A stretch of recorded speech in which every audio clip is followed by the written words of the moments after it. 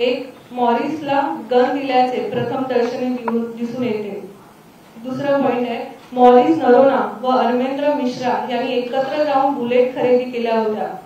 तिसरं, अभिषेक व मॉरिस नरोना यांच्यामध्ये भेद होते हे अरमेंद्र मिश्रा यांना माहिती होती. चौथं, अरमेंद्र मिश्रा यांचे लायसन्स मॉरिस नरोनाकडे जमा होते. 5, ज्या लॉकरमध्ये गन होती ते लॉकर तोडण्यात आले नव्हते याचा अर्थ मॉरिस नरोनाला एक्सेस होता. 6, असे सत्र न्यायालयाने निरीक्षण केले आहे. तपास यंत्रणेला पत्र देऊन 120B सेक्शन 34 ऑफ IPC हे कलम लावा अशी मागणी केली होती. तेही तपास यंत्रणेने मान्य केली नाही. ज्या कार्यक्रमाला मॉरिस नरोना यांनी अभिषेकला बोलवले होते त्याच कार्यक्रमाला मलाही बोलवलं होतं.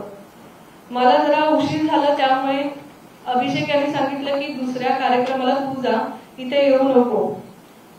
आणि हे हत्याचं प्रकरण तेव्हा झालं.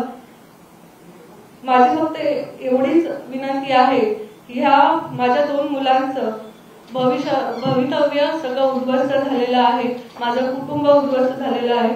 तर हायकोर्टाला किंवा पोलीस आयुक्त सरकारला सगळ्यांना विनंती आहे की ह्या प्रकरणाचा लवकरात लवकर निर्णय लावावा आणि चौकशी करावी. एवढं माझं म्हणणं आहे. धन्यवाद.